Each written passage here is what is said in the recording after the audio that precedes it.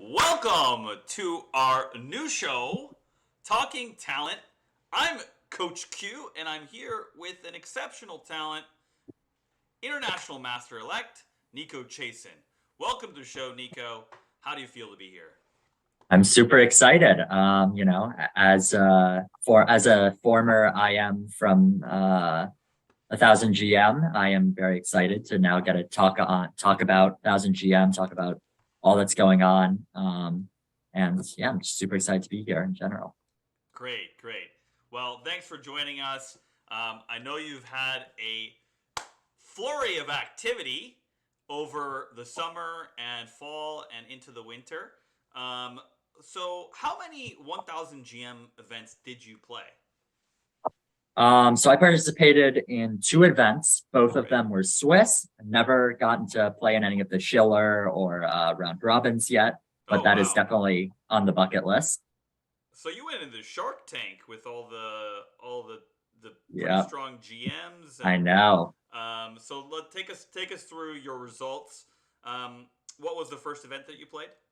So both of the events I played were in LA. The first one I played, I don't remember what the exact name. I know one of them was the Hollywood Norm Classic, but that was the second one. Yeah, The that's the first one second I one. played was in August, if I recall correctly. Yeah, that was one of the Um, first events that we hosted. yeah, I think it was the first. I think it was the first ever Swiss tournament.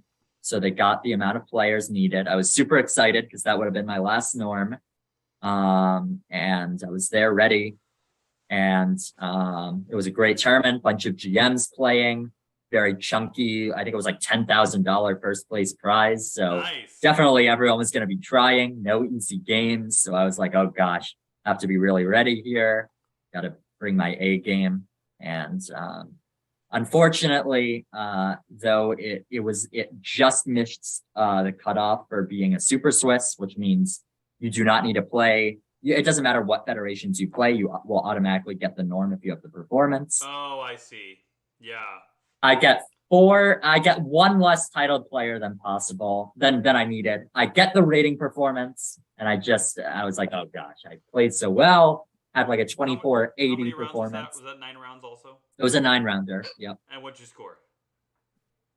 Um, I scored 6 and 6, maybe 6.5. I scored well, maybe Yeah. 6.5. I don't remember. Something in that Uh, something in that ballpark. It was that's so long interesting that you ago. don't remember. I know. Over half. Well, It's only like half a year ago, and I yeah. I you wish already my memory served me, moved but on. okay. I could figure it out. I could figure it out, but I got maybe +3, I think, Yeah, or it's plus not super important, but that's a very I think strong 6. score. Yeah, but Yeah, so yeah, don't worry that too much about it because it's not super important. But I just wanted to see how well you did, and that's +3 is a super strong score, right? yeah, definitely. Did you Definitely. play? What was the average rating of your opponent? Do you think? Ooh, let's think. I'm putting you on the Definitely spot. couldn't have been 2450, but Okay. I mean I could figure it out very easily, I guess. No. Don't worry about it. Don't worry about it. You don't. Okay. I don't want to make you do math this late at night. Oh, I mean We're it's not here. We're not fine. here to do math. Not here to do math. I Okay, wanted that's to fair. know because I wanted to know the strength of players that you played against. It was 2337 and I got 6 out of 9. That's great. So yeah, That's a so very I nice mean score. super strong. Yeah, super strong players for So sure. then your performance rating Six was point. what, like 2450, It was higher than that. It was 2500? like 2470. It was like Yeah, 2470. So That's that was super good. great. Congratulations, but you didn't get Thank you. the norm. No, didn't get the uh, norm, so that was definitely a little disappointing. one Missed of the those federation. classical situations where you have the right performance, but Yep. you don't fulfill the basically technocratic and bureaucratic requirements. Yeah, super tough. Um, How does it feel to miss it like that? What did you think after? I mean, I would be lying if I said I didn't have the night before when I got the pairing, if I didn't, let's just say, throw a few curse words into the pillows, as a strong GM once said. But you realize at that point, you realize you're playing at that level. You're you're playing well. You know that it's gonna come, hopefully. And you just have to enjoy playing and not let it get to you, because if you do, then you just get into the wrong headspace. And so I just was like, okay, I'll let it go. I'll try to get it the next tournament. And Right. that was that. So, And did your play and your enjoyment of the tournament sway you to play the Super Swiss in October? well, to be completely honest, I was hoping I didn't have to play that after the tournament. Not because I didn't want to play it, Okay. but I, after the tournament, had 2 tournaments set up in Portugal. It was my first time ever playing in Europe, and they were both Swiss tournaments. So I was like, okay, just need 1 out of 2. It's all I need. I need to get this IM norm, get it, go home, go to school, and be in a good headspace. Right. Well, I guess that wasn't the plan, as I went to first Portugal tournament, get a 24.47 performance rating. I'm like, oh gosh, you've got to be kidding me. Second tournament, even closer. I need a win in the last round. I'm playing black against a 25.70 GM. So I'm like, oh God, there's no way I win this, right? I mean, this is like going to be like one of my strongest wins ever. I'm black, I have the disadvantage. Right. How is this going to work? I start playing the game. He gets a better position out the opening. And then at one point, I just realized like I have a huge attack going. I'm down in exchange, but I mean, maybe I can show that game at some point, but Sure. I just have a huge attack going, and he has like 15 seconds on the clock and I have like 45 minutes. Wow. I end up like not finding it. I like mess up. I like see I have a perpetual even at one point, like almost a forced perpetual, but I like go for the win and blunder. After the game, we're walking out and a guy goes up to me and says, "You were plus 10." I go, "What?" I could have just won a queen on the spot. It was like a 2-move combination. Oh, no. I was like, oh, Wait, God, explain this is that terrible. for the layman. Plus 10. What are you Plus mean by 10. So basically with chess, if the position is dead even, if it's a dead draw, the evaluation goes zeros. And Right. as we know, each piece has points. So a pawn is worth 1 point, knight is worth 3 points, rook is worth 5, queen is worth 9. I was plus 10, which means I was arguably up a queen and a pawn worth of material. And It wouldn't have been that much, but it was that much winning. So it was basically game over if you found the combination. Basically game over. But it was a hit or miss. Like if I didn't find that, it was basically lost. So why would you miss a combination like that? Because I mean, obviously you're an IM elect now. You're a super strong player, and strong players miss stuff like this. Of course. Why? Why is that even possible? I guess nerves is the main culprit in this situation. But also there's just no excuse for that. I mean, I had 45 minutes on the clock. It wasn't like I had like 30 seconds. And I spent time too. It wasn't like I did my normal 15-second, blunder. But no, I spent like 3-5 minutes. And it just escaped my mind. I mean, it wasn't so easy unless you know it's there. But I showed it to like 5 1600s at my school. Every single one got it right when I said there was a win. So I was like, okay, you're better at chess than me. We get it. You don't need to brag. You don't need to brag. Like, the hand of God, saying there's a combination here in the middle of your game. So right. So I wish I did. If it did, chess would be a little bit easier, but unfortunately it's not how the game's played. So how did you bounce back from that? Well, that tournament that I came home and I realized, okay, well now the tournament ended September 1st. And my 16th birthday was September 19th. So I'm like, okay, well, I am before 16's off the table, but let's try to get it before 2023. So I see that 1000 GM's hosting a Swiss tournament in LA. And I'm like, okay, we got to play. My parents are like, oh, but you're going to miss school. I'm like, I have to play this. I'm not going to be able to focus if I don't have this IM title. So they were super supportive. We figured it out. And I went and played. And I, in the last round, won the decisive game and got my IM norm. So that was really awesome. Well, there's a question I want to ask first before we move on to how it felt to get your IM norm. As one of the main missions of 1000 GM, to reach talent like you and to help provide opportunities to get these norms, I mean, why is getting the IM title important to you? When you are dedicating your, all of your free time, basically. Okay, I wouldn't like to say all my free time. I go to school, I hang out with friends as much as possible. But the hundreds and hundreds of weekends that I've spent at tournaments, when I was younger, dragging my parents across the country, across the world, paying, for lessons, paying for travel.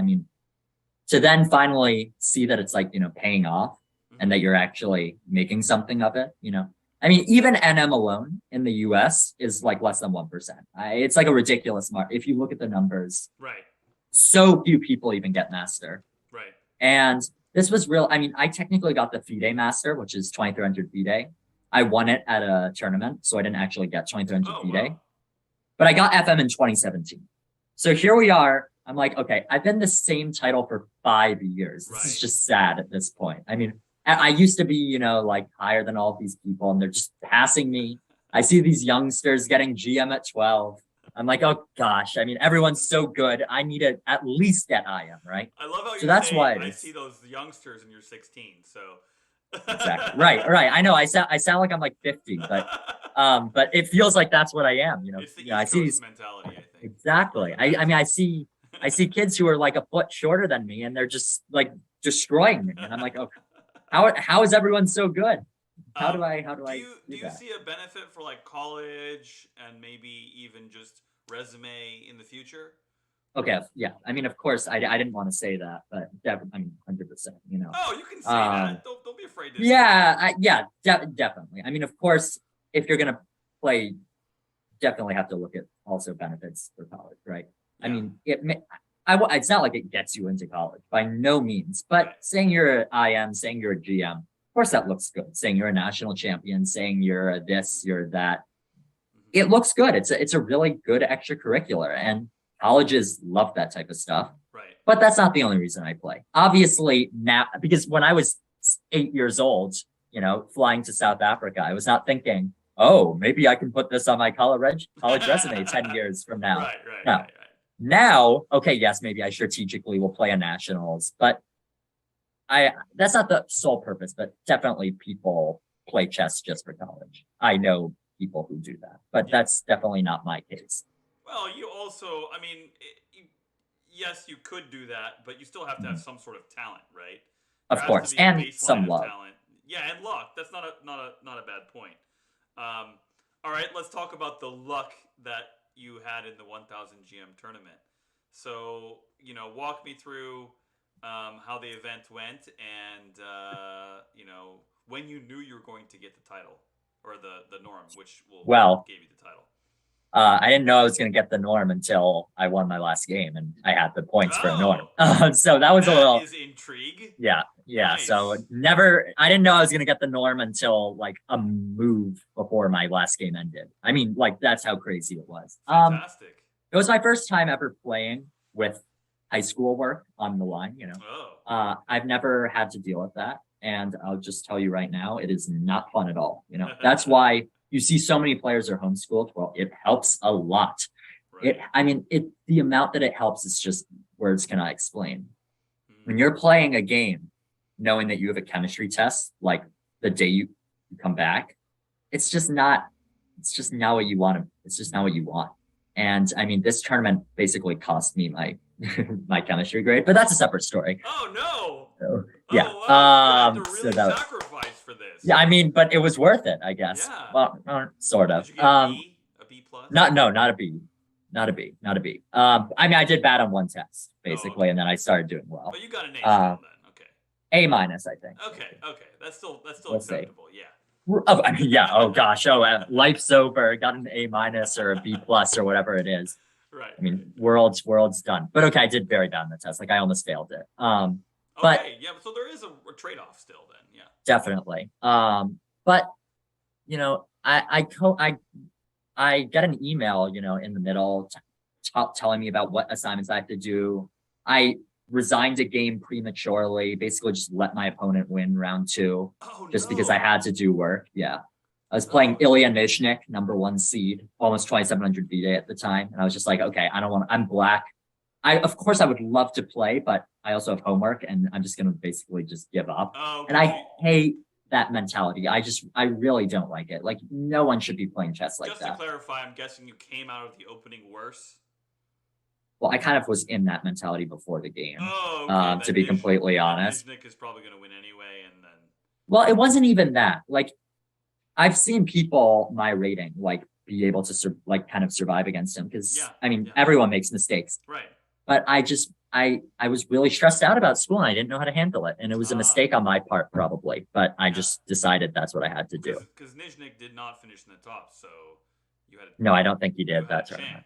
You had a chance. Yeah, he lost. I mean, he lost to multiple people. I mean, Andy Woodward was not much higher than me at the time. He was like 20 points higher, and he beat him. So it's definitely possible. Right. Well, that's super interesting. So you lost round 2. Then how'd you bounce back from that? Bounced back with 2 big wins. I beat a 2270 and then black against an IM. Wow. 2380 maybe. And that game with black, I was very happy. I mean, I made like basically 0 mistakes. That game, I was extremely happy. And I was like, okay, you know what? I don't even want to go for an IM norm. Let's go for a GM norm. Oh, and this is maybe a little bit of a too ambitious attitude, but I was like, I have a 25, like I had like a 20, actually, I think I had a GM performance rating. I had like a 2615 performance rating. Wow. So I'm like, okay, let's go. You know, we're not going to go for IM here. Yeah. If I go for a GM norm and I miss it, well, I'm still going to be definitely getting an IM norm. Right. So I was like, okay, that's my mentality then. Unfortunately, this mentality got shattered pretty quickly. Oh, okay. That's interesting. So my next round, I get paired against Bruzon, who's, I mean, you know, used to be top like 20 player in the world or top 40 player. I mean, this guy was so good. He was over 2,700 VDA. Right.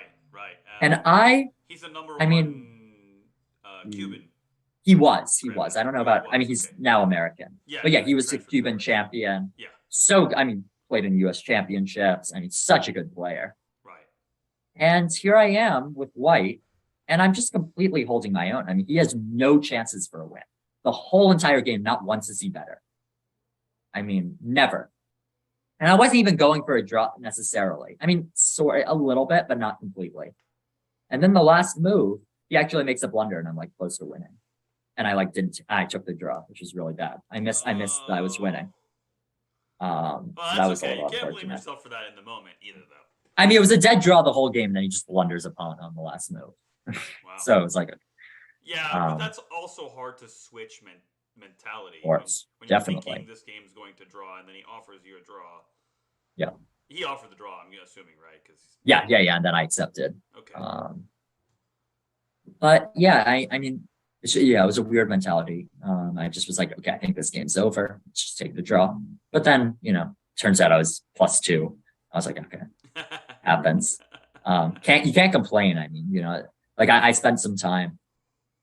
Mistakes happen. No need to, you know, get in your head about it. It's also, you can't complain about drawing against a strong GM either. That's the other point. I was like, okay, am I really going to be sitting here complaining about drawing a 2630? Like that just is not what I should be doing right now. Right. And so then my tournament went a little bit downhill, to be honest. I lost a really bad game with black against a GM. And I just had some bad games in general. And I was a little bit disappointed, for sure. I mean, you know, I lost a game, then I drew someone much lower, and then I drew another, and I took a quick draw. And then I just realized, wait, I need to win my last game to even get this norm. Yeah. So that was the situation I was in. And I ended up, you know, being paired in the last round against like a 2250 named Zachary Dukic. And I had white, but it's really tough, you know, playing in a norm tournament, knowing that you have to win in your last game. Yeah. And I played quite poorly, but you know, I just had a little bit of a fight or flight. Yeah, what does type that of situation pressure feel like? Not many people have experienced that, so you know. Let's give me a little bit more in depth on that, on what it feels like, you know, to the average chess player or even the amateur or just enthusiast.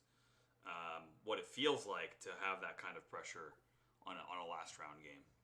Well, a lot of times people have it so in their last round they're like able to take a quick draw, like they've clinched the norm if they get a draw. Yeah. And I mean, I've never gotten that. I've never in a tournament had it where I've clinched the norm by the last round if I get a draw.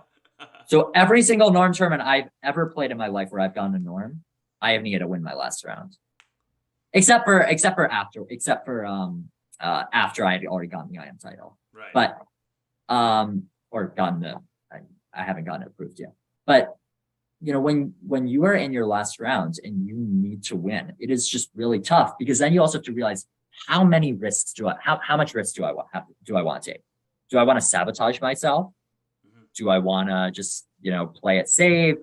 Think, okay, maybe I'm the better player. Let's do our best.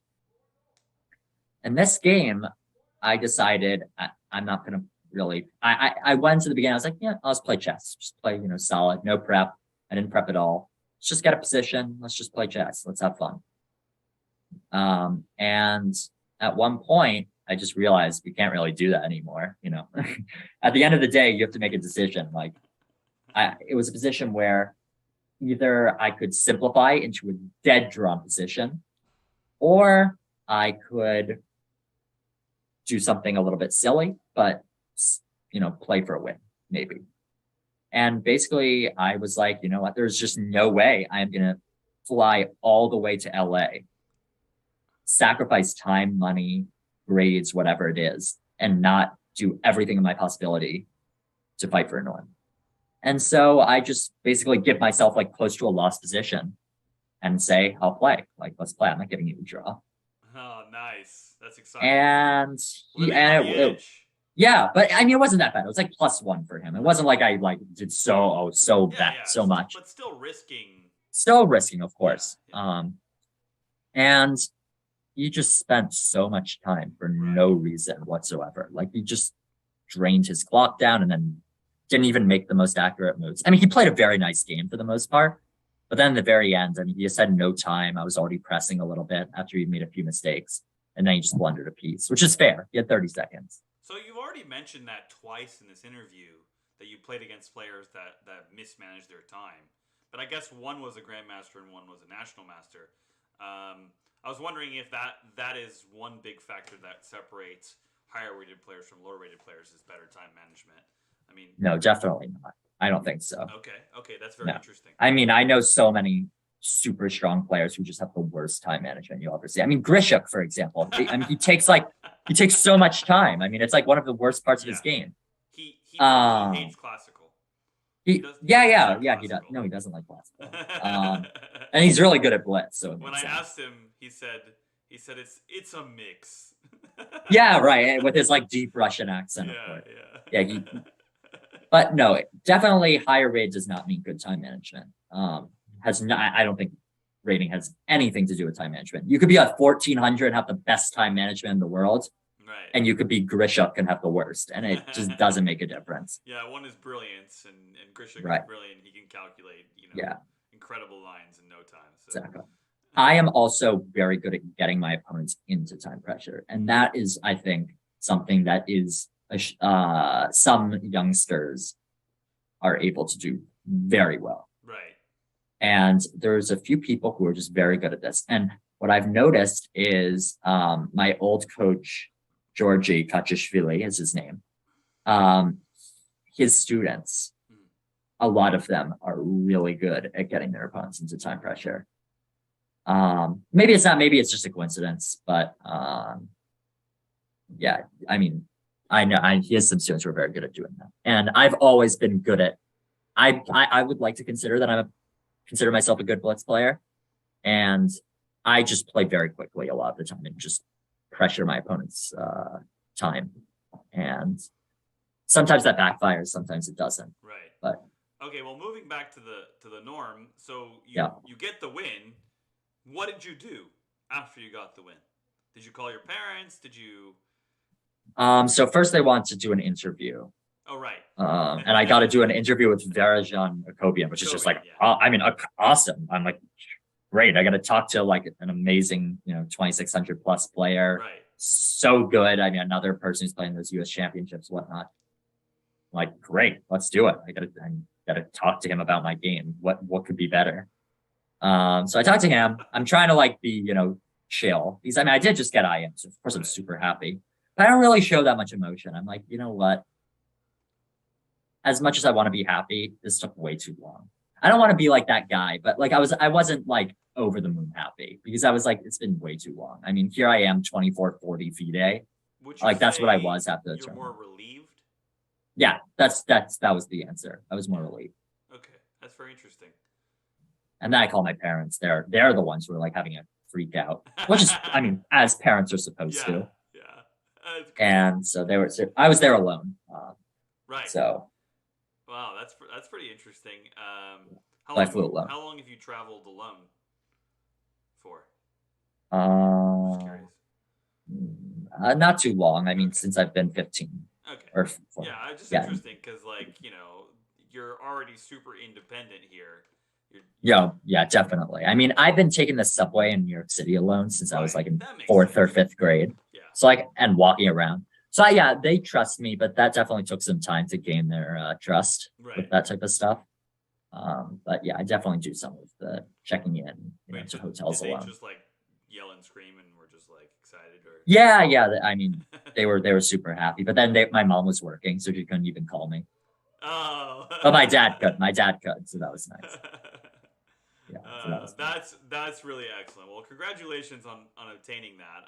We're really glad that 1000 GM could help a young talent like you. Even though you don't feel like you're so young already, you're already ready to be a grandpa. I can tell. I know, like I'm like an old man now, and that's like the chess player syndrome. Because now as people are getting good so young, you're like. Does that mean you're like over like 18? You're already like an old man. Well, I mean, it is something very unique to chess because, like in other sports, 18 is like early.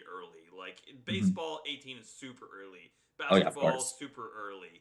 Like any other sport, you have to be like early 20s, like 23, 24, to be kind of in your peak, in your prime. 20, mid to late 20s. Mid to late 20s is usually what it is. Like 28 is usually when like the basketball players are their best. Right. So it's very interesting that you say like 18's. You're already kind of almost age. Well, I think it's pretty similar with chess though. At the end of the day, I mean, maybe a little bit younger. Maybe it's like more like early 20s. Like if you look with Magnus. Yeah. But it's definitely younger than other sports. Right.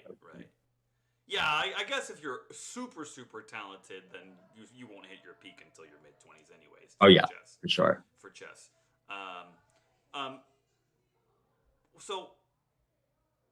So let's switch gears here because I'm just super happy for you, and I'm really glad that you're able to achieve it because we talked about this before. I interviewed before the tournaments, before the first tournament. And so I'm glad that, even though it took till October that you got it. Let's switch gears, though, and talk about some of the top talent that have played in these 1000 GMs that you've played alongside. Who would you say is the most talented upcoming player that have played in some of the 1000 GM events? Well, I think I would first want to just start by saying there's so many talented youngsters playing in these events. I mean, so many good players.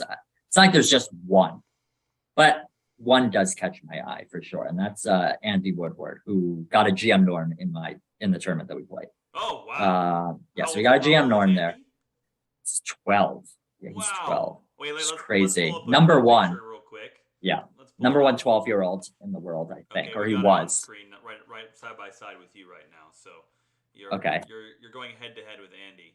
Oh gosh, that's quite the shoes to fill. But you'll see it. I can't see it, but I mean, that's definitely an honor.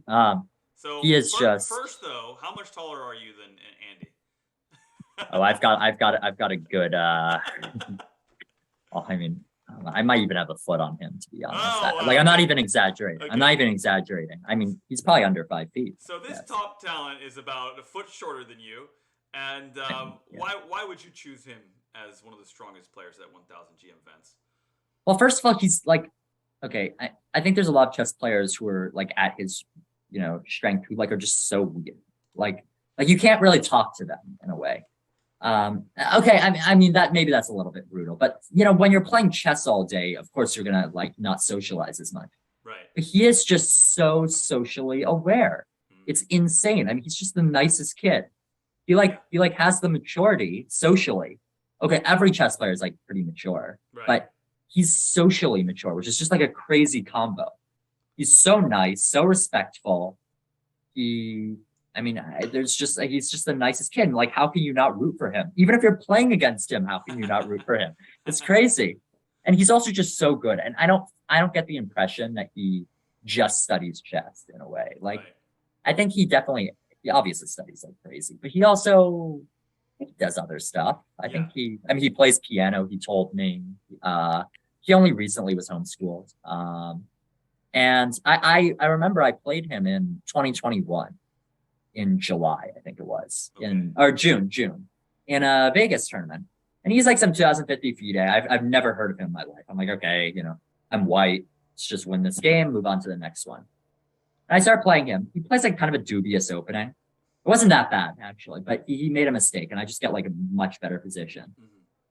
And then out of nowhere, he just completely starts outplaying me. Like, who is this kid? Like, who is this like 10-year-old who's like destroying me, like outplaying me from I was like +2 or something. Right. We keep on playing, and at one point I have like a way to like completely make it a drop. I'm like, okay, I have to play for a win because I'm higher than him. Big mistake, I'll just tell you that much. This kid, he keeps on going, and this was in Pacific time, and he was from Texas. I saw before the game, which means that it was even later time for him. Right. And our game is the last game by like we went on for like it was like a 6-hour game. Oh, that's exciting. And he's just calculating like an absolute monster at like 1 a.m. It's probably like 3 a.m. his time. I'm like, isn't it your bedtime? Like, you probably like are supposed to be going to bed at like 9 p.m. And here you are like destroying me when I'm like a night owl myself, who like, is staying up. I was going to ask you, how many times have you stayed up late playing chess? I'm just baffled. I'm just baffled. And after the game, I just like I just like want to like start clapping for him. I'm like, you're crazy. I mean, you're off. I can't even be mad after the game. My mom like wasn't even mad. Like, she was watching. Our friends were watching. I lost, but I just couldn't be. I mean, how can I be mad? He was so respectful the whole time. He wasn't like pacing around. He was just playing elegantly. He was just, there's nothing I could say other. He starts talking to me after the game very respectfully, saying, "Oh, you played well. We had a nice chat." And I was like, "That's a bet. Don't win your next game. Keep it up. Yeah. Keep up the momentum. Don't let me." And then what do I know? Like a year later, he's already higher rated than me. Right. I knew the second I finished that game. I'm like, to my mom, I'm like, this kid's awesome. This kid's so good. Yeah. That's not surprising. And you said he got a GM norm at the Hollywood. GM norm. And I was proud of my IM norm, and here he is getting his GM norms at 11, 12, whatever. That's incredible. So if let's say he keeps on going, where do you think what can he achieve? It's really hard to say. 100% GM. Like, there's just not even a question in my mind. 90%, in my opinion, 2600. Probably 90% or more. I don't want to almost guaranteed. It might probably. But then once you get higher than that, you have to make a decision. Like, does he want to just do chess? Does he want to be a streamer? Because it's like pretty like all in or nothing at that level. So that's up to him to decide. Yeah. Could he do it? I think so. But he has to make that decision. And a lot of people, we know so many, super talented kids who made the decision, I don't want to do that. And that's completely fair. So he might get burnt out or something, but he has the potential to be a top talent. In the world, not just in the U.S. or whatnot. So he's 12, right? So he could earn his GM norms next year and become a GM next year, right? Yeah, I think it's too late for him to be youngest GM. Yeah, I think that ship has passed. Tutorov still has that, I believe, right? You mean Abhimanyu? Oh yeah, Abhimanyu. Sorry. Yeah. It's hard to keep track of them. Yeah, I know. There's so many good players. Yeah, how do you even know? How do you remember them all? Yeah. So, but. Okay, oh gosh, you become GM at 13, end of the world. No, not even close. He's very close. That's when Magnus became GM, I believe. No, he became GM at like 12 years and 11 months, maybe, 11 months. Or 7 months. Yeah. No, I was gonna say Karyakin at first was at 13. this is a very recent trend to have Oh, yeah. GMs at 12. I mean, that's Yeah, but also with that, sometimes they're a little bit overrated. Maybe you never know. But interesting. I don't know. I don't know. That's a hot take. I want to. Yeah. That one. Well, okay. I mean, you saw all the the tweets after Avi Mishra, but he's so good now that you can't say anything. I mean, everyone's like, stop talking about that. Yeah. But yeah, they switched the rule because of that. They made it so you need one Swiss norm, and here he is getting a Swiss norm, so he's clearly at the strength. I mean, by all means. Yeah. So yeah. That's very interesting. So yeah, you think 90% 2600. What are the chances that he becomes, say, like U.S. champion?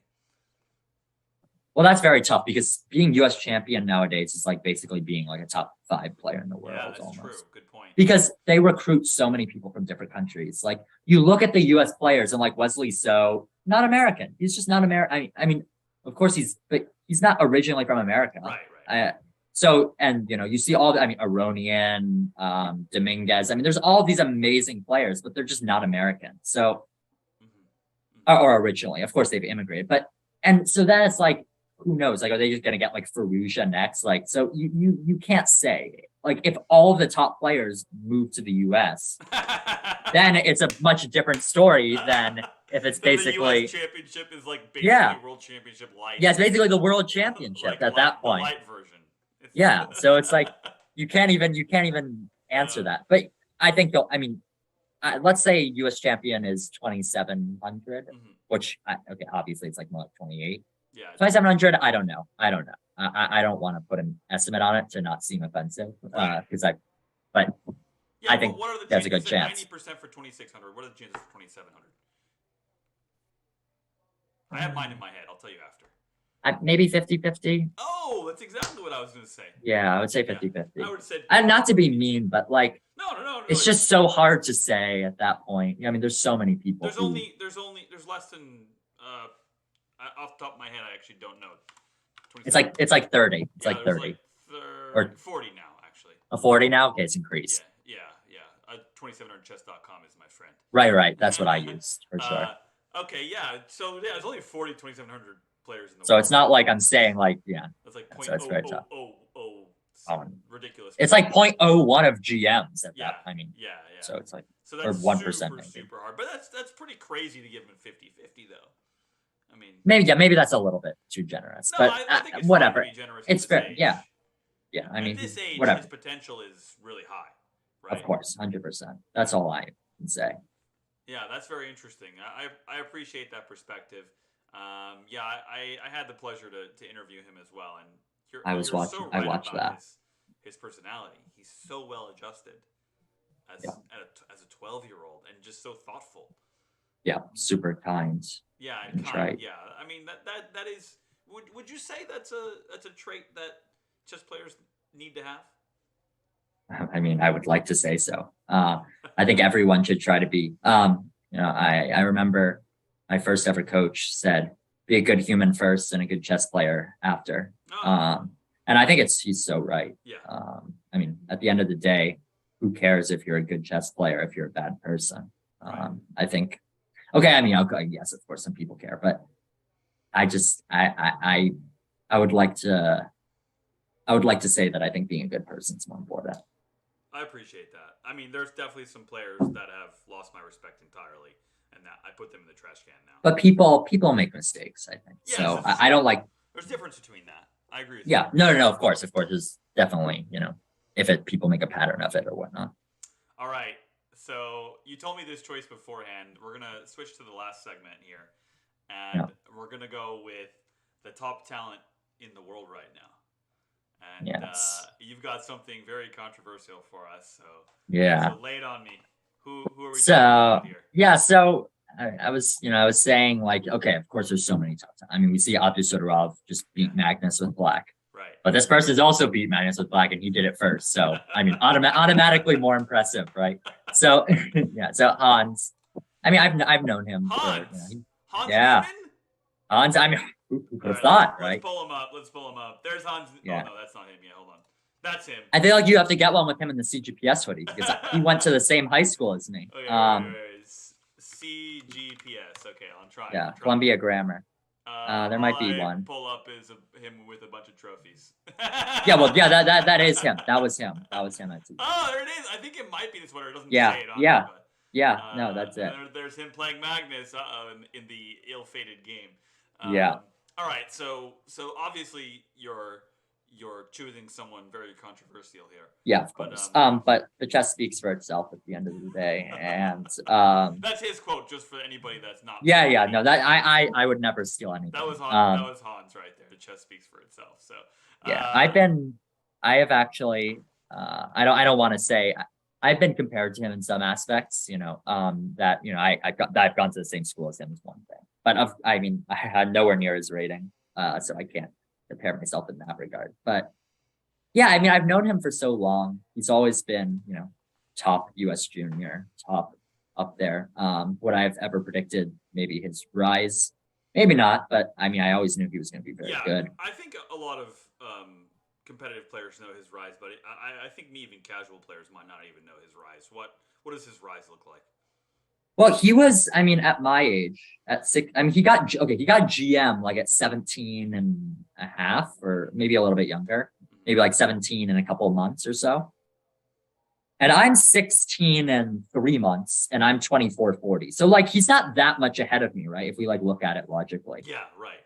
And for me to even think for any chance that by, what is it, 19 or so, that I could be, by like 19 and a half, right, I could be 2,700. It's very impressive to do. And so, of course, he was not a 12-year-old GM. He was not a 13-year-old GM. He wasn't a 14. He wasn't one of those people. And he went to school. He had other interests.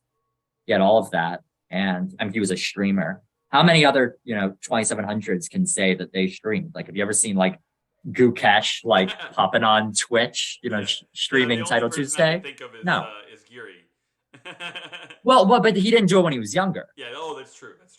No. Okay, Nakamura, is the main person who streams, right? Like even Magnus has done it. But was he doing that when he was 15? No, streaming then, yeah. Not a chance. Okay, they didn't have that. But even if they did, I don't think he would do it. I was one of the first chess streamers, by the way. Really? No one knows this, but I streamed the 2012 World Championship, and people were just asking, "Who's this guy in the hat?" Yeah, who is this? Yeah. Well, I think you need some respect then if you're one of the first. It's only fair. I don't care that much. It's only fair if you're the first. Yeah, if you're too early, you don't make any money, so it's okay. Yeah, you have to, you have to hop on the when it's like trending, right? Right. So he had this incredible rise, and I don't think the average player really knows what it's like to go up against this hockey stick of a rating graph. Like it takes an incredible amount of skill at each next level. Like 2450 the difference to get to 2500 is an incredible leap. So much. 2500 to 2550 is a crazy leap. All of it. It gets harder and harder. Like each 50 points. Individual titles for those rating gaps. I would say maybe 100. Like I feel like there should be one for like I think GM1, GM2, GM3, like. Well, Super GM. That's like a coined term. I think Super GM should be a title. Yeah. Like that should be a real title because at this point now, there's much more GMs, and I feel like GM is becoming a different thing than it used to be. Mm-hmm. I think it's a little bit less. Okay, I don't want to say it's not impressive to be a GM. Let's be very clear. It's very impressive, but it's a little bit less impressive now, in my opinion. I think it has to be a little bit higher rating, maybe 2550. A lot of that is the availability of the information. Well, that's what I mean. That's why I think there has to be some new thing. When I talked to IM Quercia, he's a San Diego guy. And he was talking about how when he was coming up in the 90s, to get some of the opening information, you kind of had to be in this little GM club clique, and that's what I'm saying. Yeah, you didn't even have access to any of this information if you didn't connect with that little clique of GMs that were all figuring this stuff out. Now that there's so much analysis on all these opening lines that it's just incredible. Like I can't even like Chessable. Yeah, I have a Nimzo course that is like insanely large, and I just have to use it as a reference. I can't even review all the lines. No, you can't. Yeah, you can't memorize it all. Yeah. I mean, like let's take someone like Keaton, right? Would he be a GM if he grew up in this day and age with the computers and whatnot? Because he's obviously an IM right now. I mean, I would say there's a very good chance if he's getting an IM title with the lack of resources that there were even, let's say, 20 years ago. True. He clearly has the potential. I mean, he would definitely be a GM, I think. Yeah. And that's how it is. You know, you'll be seeing these people who are, you know, from like a while ago, like maybe like around the 2000s. I was just like looking one time. I was like seeing all these like random like 2,400 P days from the US who are like FMs. Like, who are these people? I've never heard of them in my life. I mean, they're like the most random people. Like I think like unless you were like I doubt if I asked anyone, like they would know who he is. Like they haven't played since like 2006 or something. And I started looking at their games. They know nothing about openings. They play like the same thing. They like maybe play like an English. They maybe know like 6-7 moves of theory at max. They would get eaten alive. Yeah. And that doesn't mean that they're bad at chess. Not even close. They just don't have the knowledge. That's true. That these kids nowadays, I mean, including, I am not a theoretician. I don't know theory. That's just one thing about me. You see kids just throwing out 20 moves of theory at you like it's nothing. Yeah. And you're just like, well, this isn't like, is it even chess or is it who has a better preparation? So that's another, you know, problem. Okay, but that's a separate story. No, that's an interesting line of thought, even related to Hans Niemann. Let's say, okay, let's just assume that his rise was entirely legitimate, and for the audience, that's a controversial statement. So yeah, I mean, there's no proof either. Yeah, that he isn't, I guess. Yeah, chess cheating in chess is very hard to prove, and yeah, he may definitely. or may not, and there's really no way to even ever know, honestly, like whether it was no, of course not. fully legitimate, and that's why Magnus is being sued, because you have to be careful about allegations. Well, all of them, I think, like chess.com as well. Yes. I mean, their case. I think it's mostly.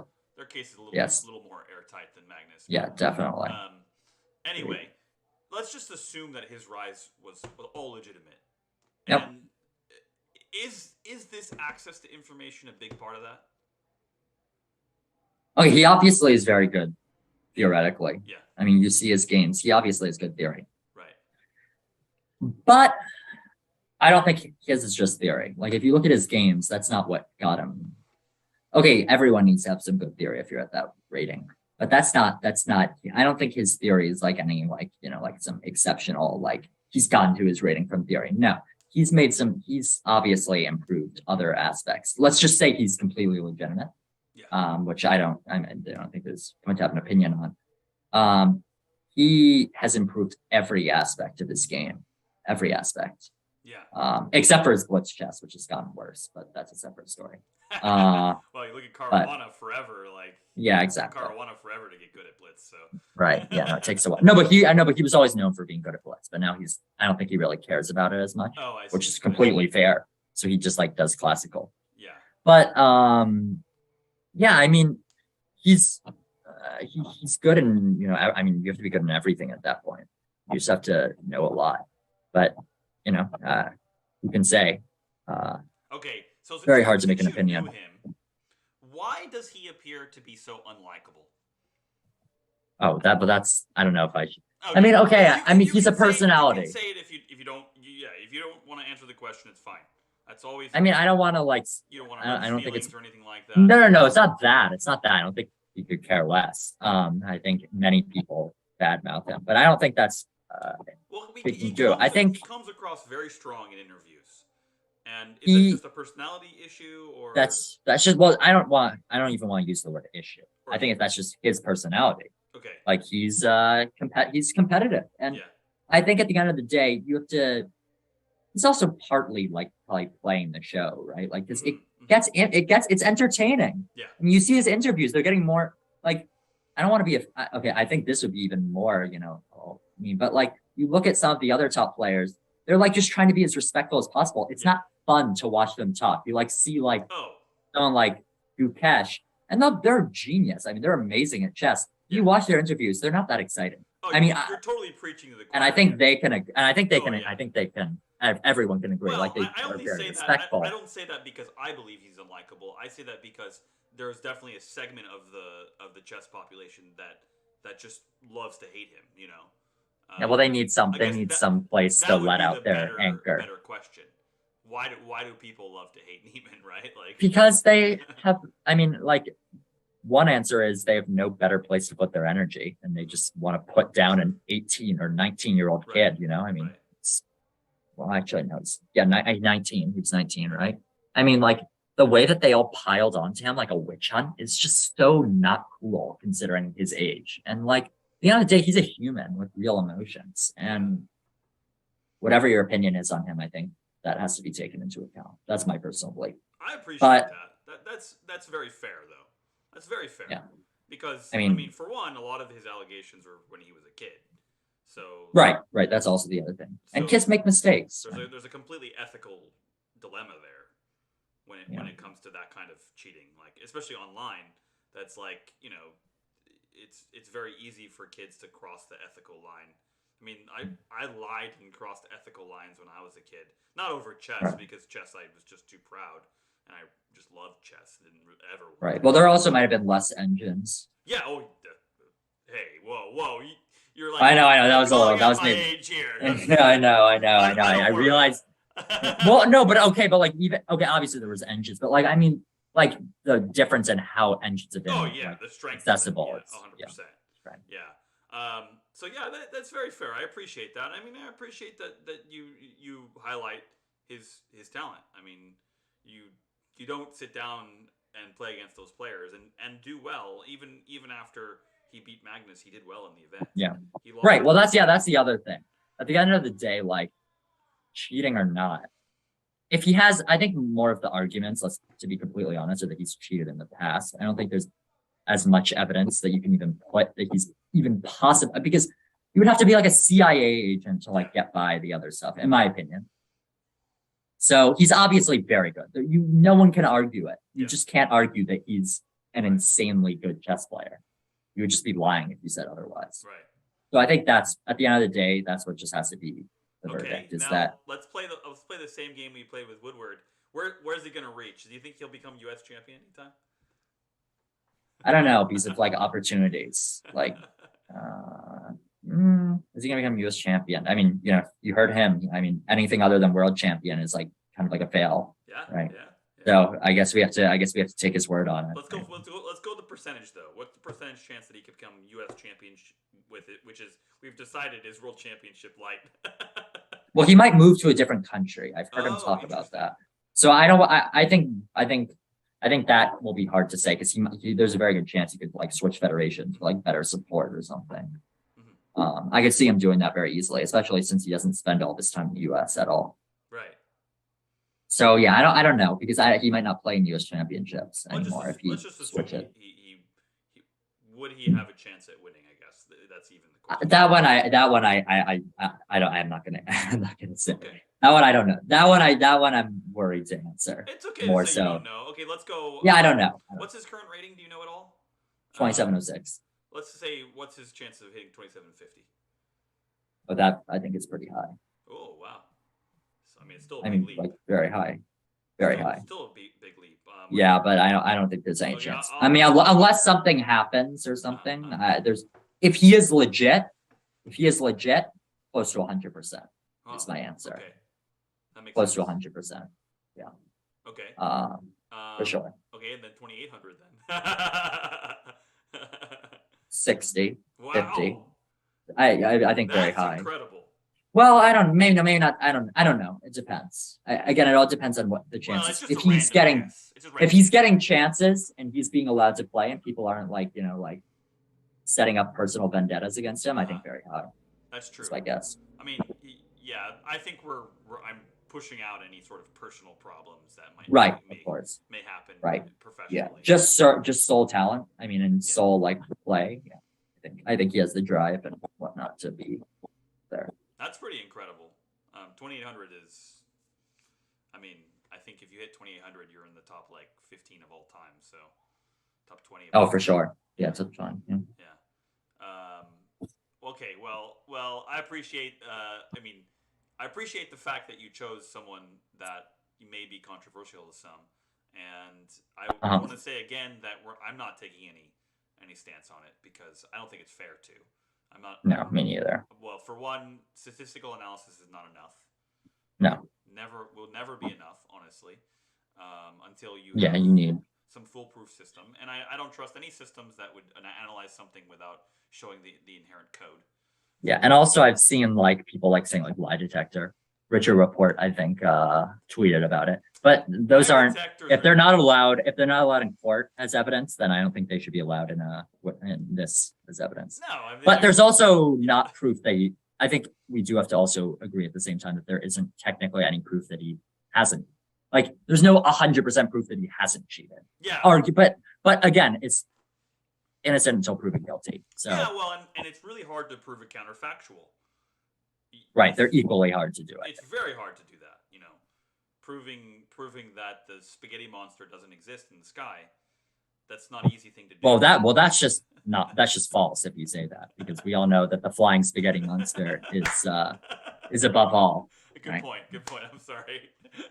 Yeah, don't insult the pastafarians. I know. I'll have to be careful with my pasta later.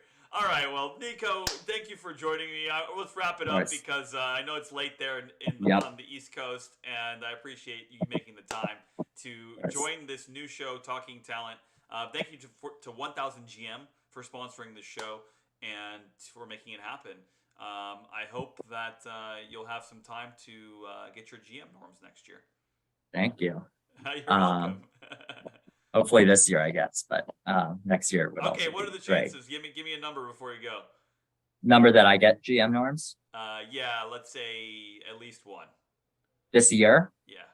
Oh, I would like to hope so, but I don't want to, jinx it. I'm going to say maybe 50-50, I'll say. Oh, wow. Okay. I was going to go I would like to hope so. I was going to go I don't want to go I don't want to go that high, but I really would like to. I mean, I've been doing pretty well like recently. I've been close. So, I mean, I'm performing close to there. So, but I definitely have some work to do. All right. Well, good luck and yeah, Thank keep working hard.